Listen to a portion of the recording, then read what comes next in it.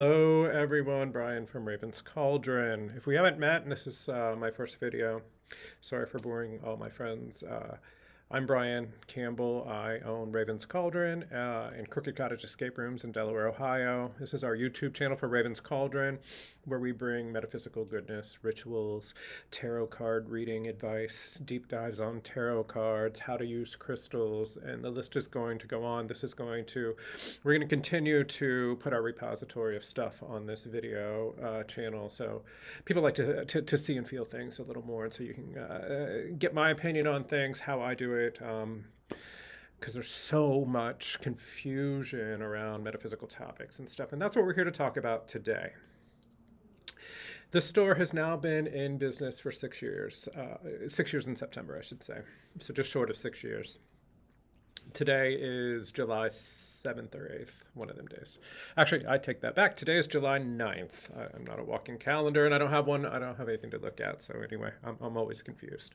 And so we went into business on September 10th of 2019, so almost 6 years. And so during that time, I've gotten some knowledge on metaphysical people and what some people think we do in the store, and it's a treasure trove of knowledge and comedy in some respects. I mean, we will see people that stand outside and peer in our window, and they might see a beautiful piece of amethyst, an amethyst gemstone tree from Brazil in our front window that is just striking, but they can't get past their fear of coming in because they see our sign and they see our name, Raven's Cauldron, and to them that means spooky, witchy stuff, which we do have some of that, but we are a store for everyone. And so we're here to talk about that, like the misunderstandings, the woo-woo person in the world, the yogi, the person that's into Reiki, the person that's witchy and is into witchcraft, the person that is just loves rocks and beautiful things, the person that flirts with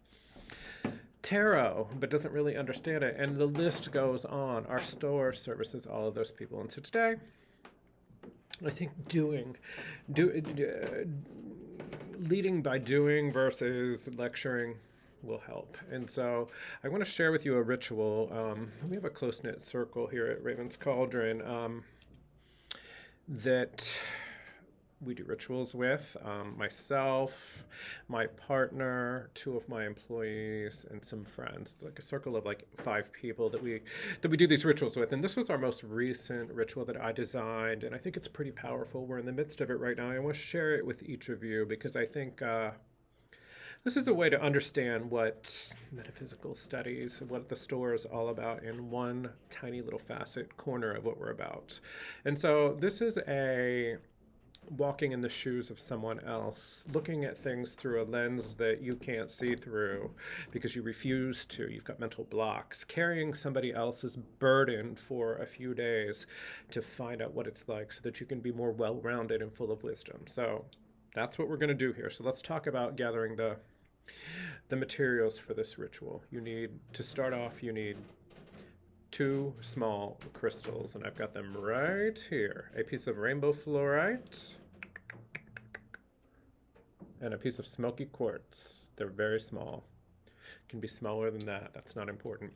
Now, I have a blog I have a blog post, and I have a podcast episode on combining Smoky Quartz and Rainbow Fluorite. I won't deep dive on that, but I believe metaphysically, for me, I'm a person that can suffer from not seeing things clearly with a little bit of brain fog, especially when I'm trying to get moving, or I'm having a couple weeks worth of tiredness and stuff, and I can't get it together. I carry a piece of Rainbow Fluorite and I carry a piece of Smoky Quartz together, and only them, and that clears the smoke out of what's in front of my face and lets me see things for what they really, truly are. And that's what we're trying to do here is, if someone does something you don't understand, believes something that you think is nuts, that type of thing, this is an effort to see it, understand it, process it,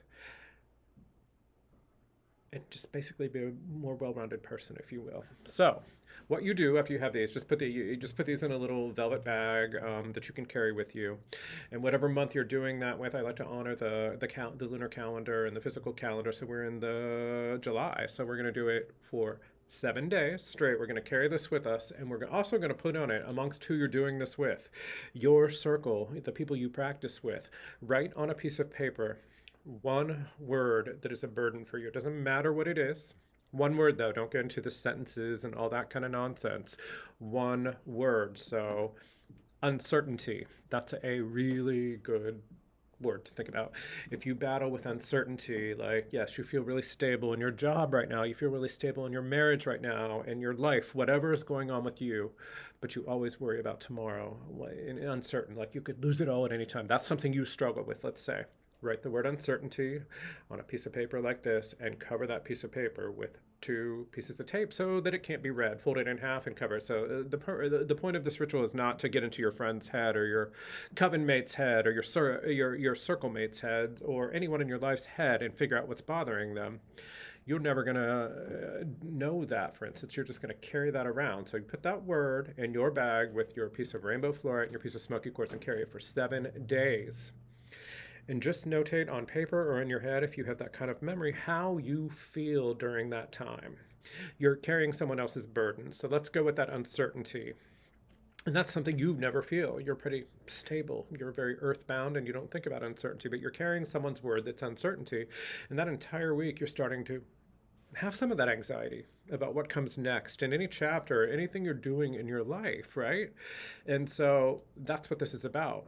And then you start thinking to yourself, oh my gosh, I understand what my friend Adam is going through, and he's always panicked about what's coming next because he has and then you come to find out he has a job that can be taken from him at any time. It's a political job, for instance, and when administrations change and stuff, he can be removed, and he can't get past that battle, okay?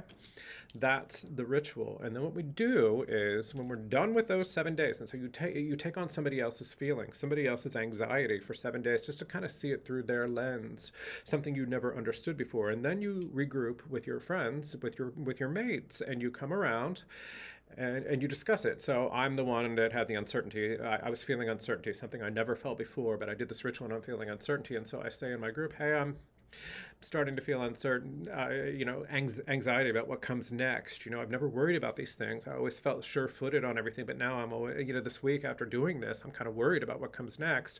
And you pick out a crystal. Well, you pick out a piece of tiger's eye. That's a grounding stone to pull your feet down to the ground. Well known for that, so that you don't have that uncertainty, and you add that to your bag. So now you see things clearly because you have a combination of rainbow quartz or rainbow fluorite and smoky quartz, and you also have now a grounding stone to get rid of that feeling.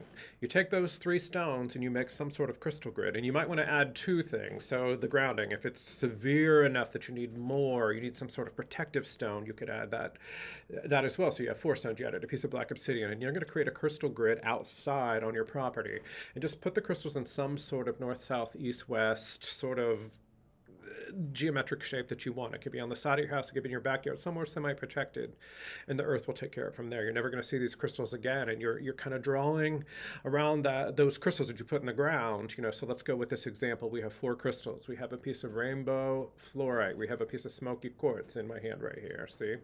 And then we've added a piece of black obsidian, and we've added a piece of tiger's eye for the protective and the grounding nature of it, for this uncertain feeling that we were getting, right? And so then we just rub our hands or draw our hands over these and in whatever shape you put them in, and you visualize a life without that anxiety. So if it's kind of like a square, so then I'm just drawing up, and I'm as close to the rocks as I can get, and I'm taking those energies and vibrations and dragging them into a circle. And each of those energies, when I did it right here, I just felt it on my hand, a little vibrating. That's how crystals work. I feel it big time. Crystal, and it seems woo and it seems crazy, and I'm the least woo-woo and crazy person you've ever met, but these things work. There is a method to this madness. It's not just a bunch of stuff that somebody, crystal meanings are a bunch of stuff that somebody invented, but their power, their vibrational power, and how they can pull you out of a 7-season slump, if you will, it's not to be taken lightly. And so you put that crystal grid out, you've traced the energies around them, and you move on. You now have your bag with that piece of paper in it that had the word on it that you're never going to find out. And just keep that. And after everybody's done their crystal grids and led them somewhere natural, you've traced and charged them in their shape, then you reconvene as your circle and hopefully with somebody that has a fire pit, and you burn all of your bags with all of those letters, and poof, it's gone to the universe for good. And what we're doing is carrying the load of someone else, taking on somebody else's burden, seeing it through their eyes, letting it go, and becoming a stronger, better person. That is metaphysical ritual. That is what some people call scary witchcraft. So I took 4 rocks that were made from the earth. I intended around them. I felt their energy. I carried somebody else's energy by words on a piece of paper. Words are powerful, to see what they were feeling, and released it to the universe. So if that's considered kooky woo-woo, then I am kooky and I am woo-woo. Having grown up in a religious family, I went to many things in the Catholic Church that some would consider kooky if you didn't believe. So it's all the same version of the same thing. And that is it today. Brian from Raven's Cauldron. Try that ritual amongst your friends. It's very, very, very powerful. Carry the burden of someone else. See it through their eyes. Understand how they feel. Come back together. Return some beautiful rocks to the earth with their energy, to let the earth carry them away and scatter them as it is, and then get together and burn those intentions. The smoke turns into the release, the universe absorbs it, and we are curing ourselves of those ails. Try it. You're going to like it. Until next time, it's Brian at Raven's Cauldron. We'll talk again.